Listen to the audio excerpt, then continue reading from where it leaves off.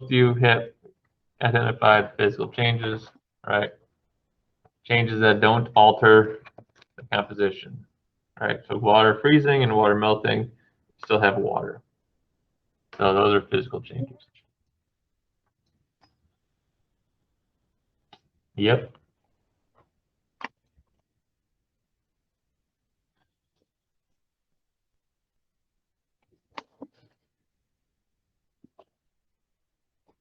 Thank you for the reminder.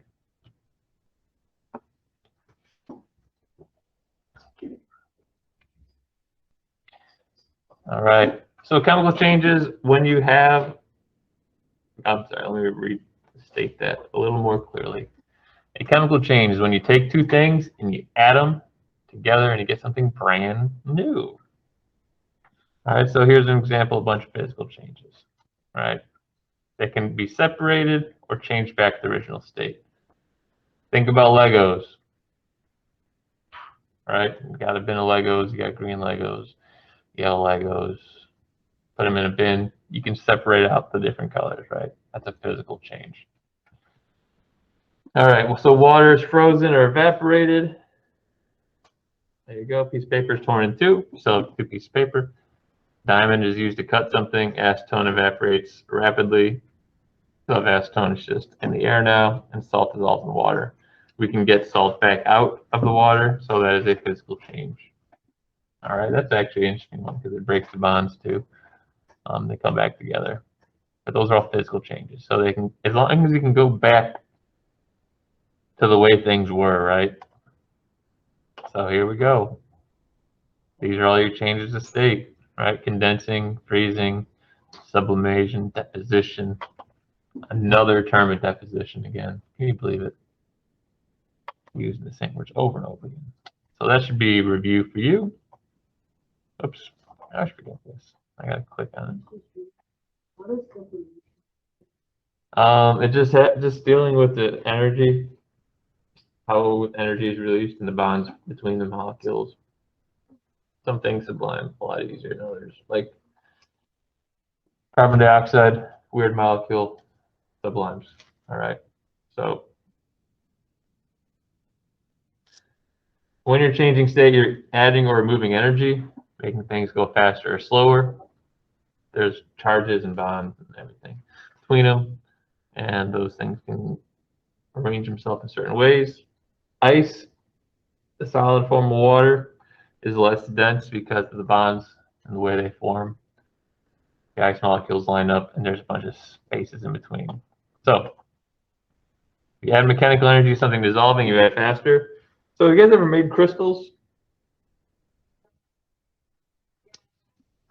Like you heat up water, you pour like Epsom salt in, and you stir it, and you try to get it all dissolved. You guys ever make Kool-Aid? Yeah, I know.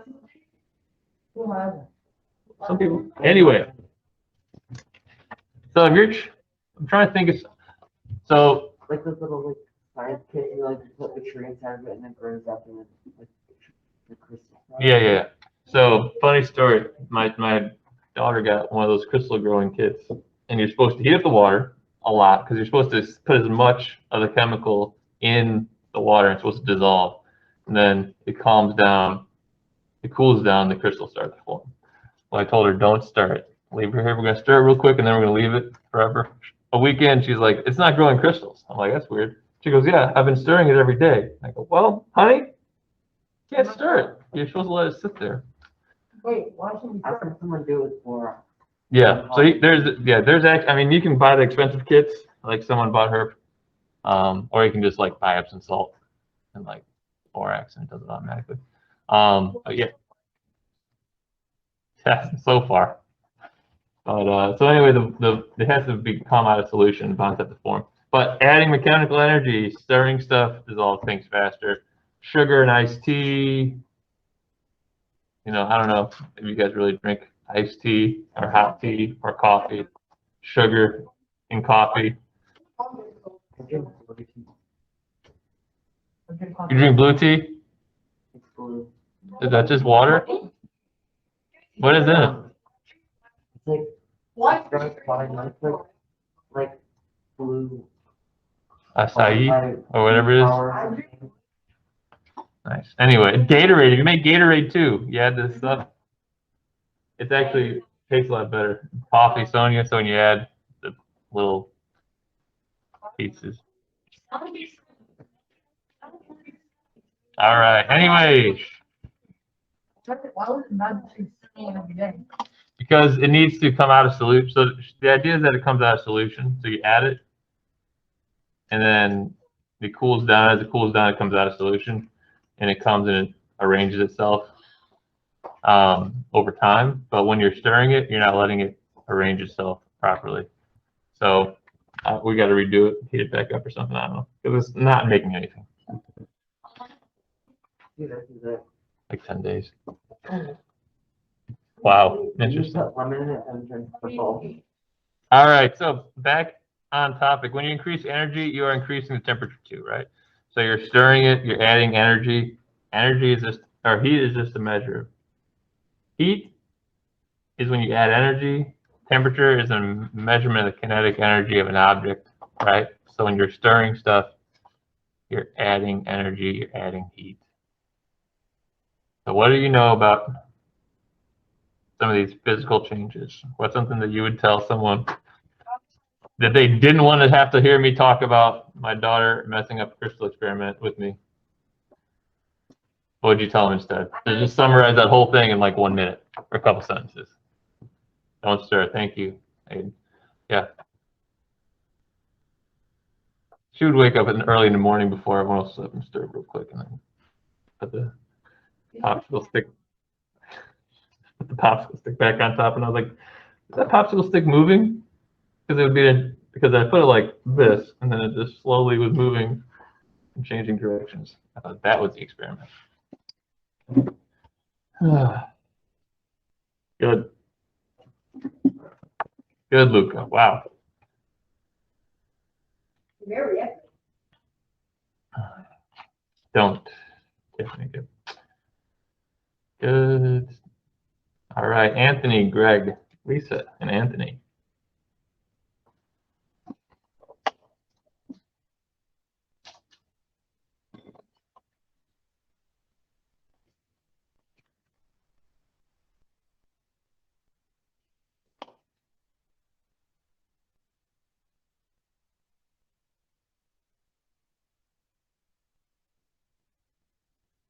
It says you have a great question. Go for it. So why is it mandatory that you have to go to high school instead, but then you can drop out and not go to college? I don't understand the question. Why do you have to go to high school, but you can't? But you don't have to go to college. Because college isn't mandatory, it's an extension. But why is it not mandatory? Because, you're a minor. Because not everyone was meant to go to college. Not every career path needs you to go to attend 4 years of college. So requiring people to attend stuff they don't need is not effective. I mean, you can. My sister's going to college next year. Great. All right, guys. This is the tough part, so we're going to move on. I like most of these answers I'm seeing here. So chemical changes. Chemical changes are reactions, right? So we talked about the crystal growing experiment. The powder we put in is going to come back out of solution, right? So it's going to be water once again, and the solution is supposed to grow crystals. Chemical changes are different. You're going to get something new forming, all right? So during chemical changes, what you get is a new substance, all right? It's different from what you start out with. You can take carbon monoxide, which will kill you, put it with oxygen, which would light you on fire, and you get carbon dioxide, which you also can't breathe, right? Yes, question.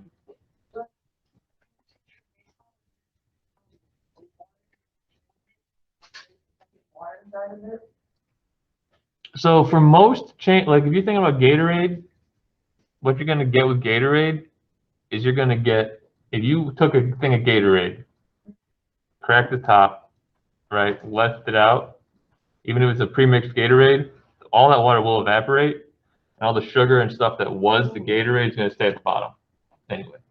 So that's not necessarily, depending on how they form, You're not necessarily getting a chemical change. Chemical change, you normally have, hang on, reactants. Okay. So reactants are like the ingredients, products, or what you get out of it. Think about baking a cake, cooking an egg, right? All right, those are chemical changes. So it's chemically different from what it started out as, and it's very hard to reverse.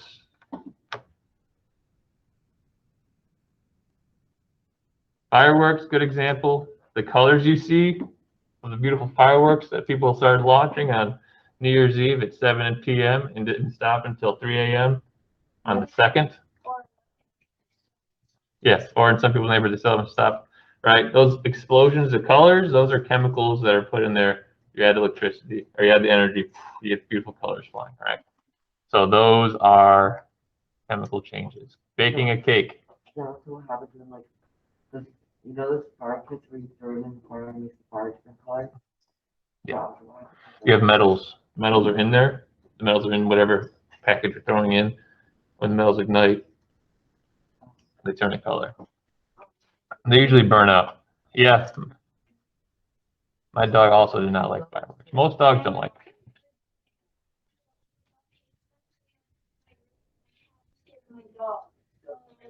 Yeah. So when we got think about baking food, baking a cake, right? Unless you get the like if you're actually baking from scratch, you got the eggs, you got the flour, put it all together, you bake the cake. Once the cake's baked, you're probably not gonna be able to pull. Hopefully, if you did it right, you're not pulling egg out of the cake, right? I mean, I'm sure some people here would could, if you put your heart and soul into it, you can make a cake that still had pieces of egg sitting in it, but no one would eat that, right?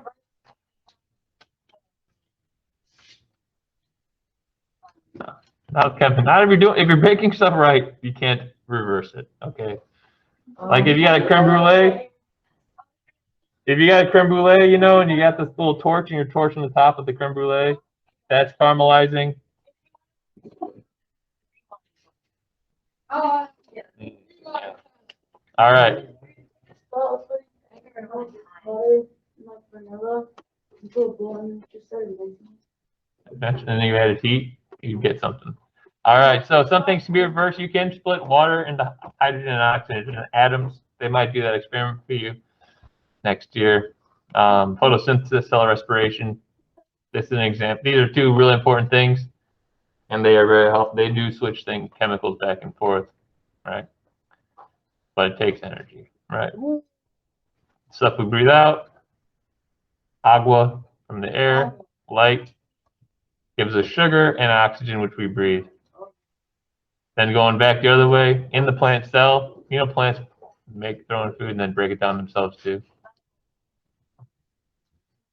Sugar, oxygen gives you carbon dioxide, water, and energy. It's just like possible's got a lot of letters in it, right? And it's a long word. Doesn't necessarily mean it's a hard word. It just means a long word. So strategery, chemical changes. When you get old, when you take chemistry, this is a real simple equation. High school. I took it sophomore year, but they might change it up for you guys. Chemical changes. Two substances react with each other and make a new substance, product. All right. Similar term as you have in math, right? All right. So they have different physical properties. They might look different. So you have sulfuric acid with sugar, forms carbon and water. All right. You have magnesium and oxygen, you get magnesium oxide. So you can break down water to its components, hydrogen gas and oxygen. You can actually light hydrogen gas on fire through electrophoresis. I think that's the term. But we're not going to do it here. What? Oh, I'm sorry. What's the question? So what are the reactants in 1 and the products in 2?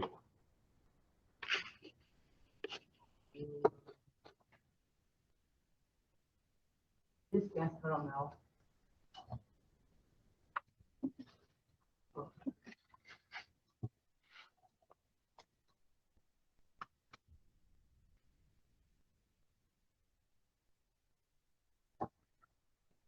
You're right. Is it a checkbox Uh-huh. or is it a circle? It's- So you can only pick one? All right, so right now, right now, what I want you to do, everybody pick the reactants for number 1. What are reacting in number 1? There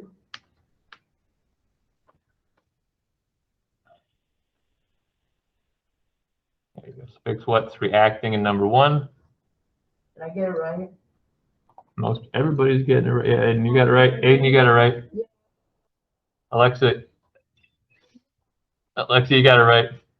Hang on. Stay. I know.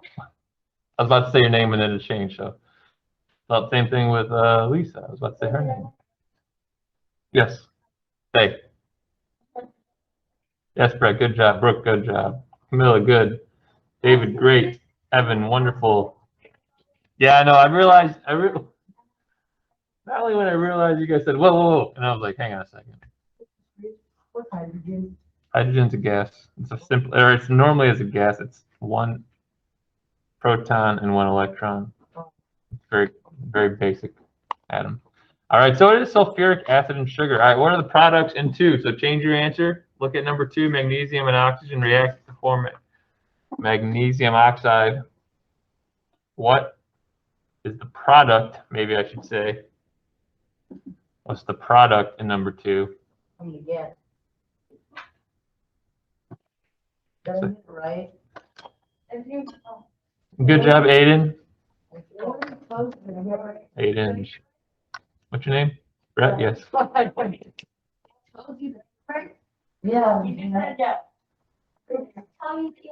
don't remember. Oh, it tells me because I have a list. So what is the product of number 2? I guess would be so. Nope. Close. Magnesium oxide. Oh, there you go. All right. So the red reactants, purple are products. No products make reactions. No, it's like math, right? All right. So here are some evidences of chemical changes. Color, production of gas or bubbles, changes in temperature or ignition, like that match, right? So you have chemicals on the match head. You add heat, the match ignites. Light, like if you have glow sticks, right? Yeah, they're not. So you have those chemicals and you break them into little tubes and they glow. Those are chemical changes. Water production. Most things make water, actually, strangely enough. Really, and then sound. So Water. most reactions make water, yeah. All right, so what are something that you know about chemical changes?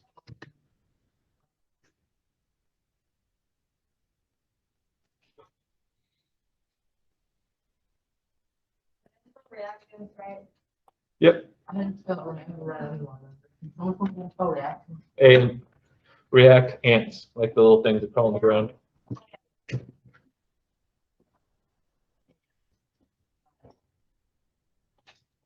Yay.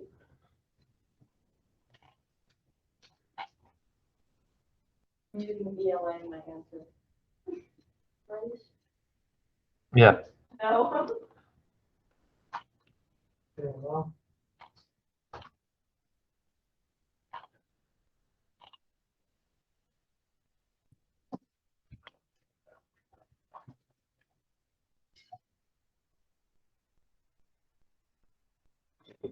Good, the good medicine, like that answer too. Can't be altered back to original. Good, Alexa. Can't be reversed. Good, Leonardo. I'm good. Let me look. I didn't say that. I didn't say it. Anaya, let's see. Yep, good job. No, but it is. Anya, good. Good. Logan. Hey. Brett, can you be more specific? was yours?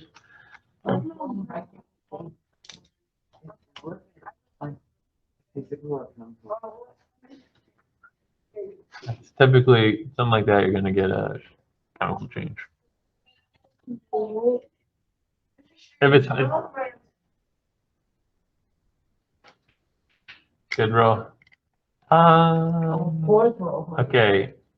Those are example. Color and hardness.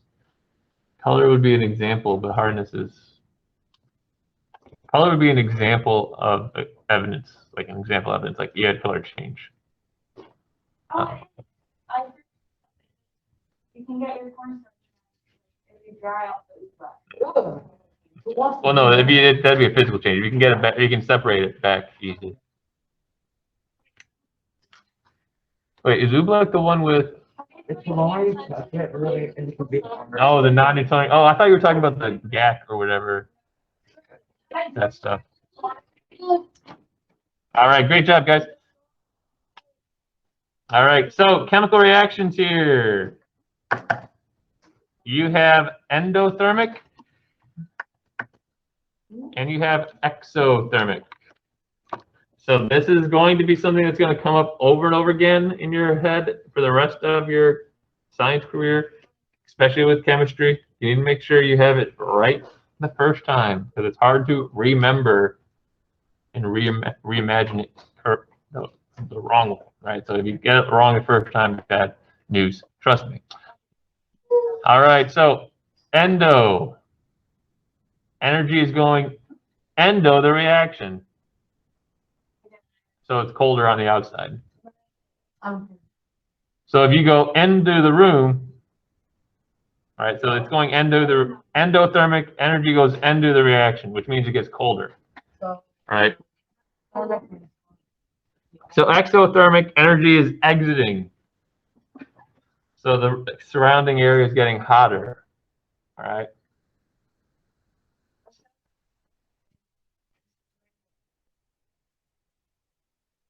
That's the end of the day.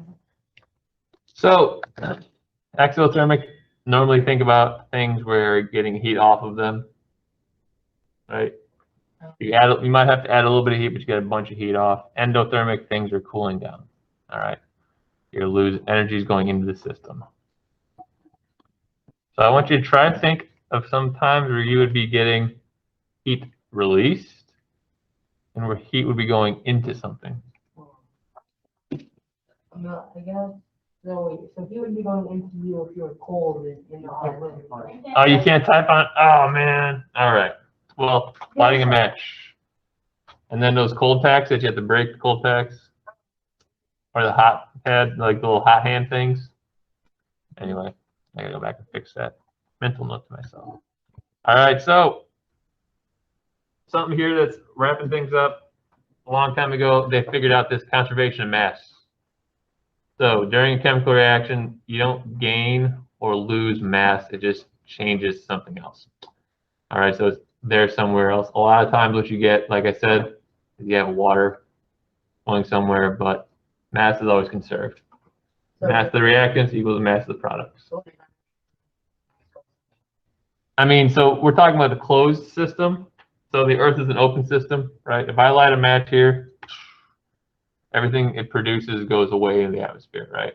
And then it'd be hard for me to check what happened with the energy going away. But if you did it like in a closed environment, like a bell jar, totally sealed off, you would see that everything stayed in there, right? Like you'd have soot on the inside of the glass. Okay. Very important question. So what I want you to do, this one works. This one correctly. So summarize these two concepts for me. You can draw, you can type. There's a little T button, let's type.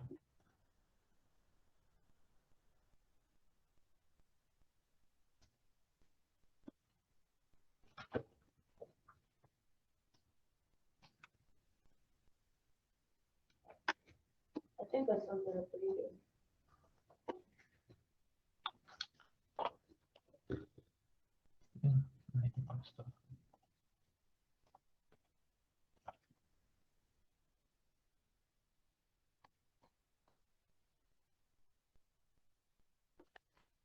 All right, when you're done with that, there's a activity you need to complete.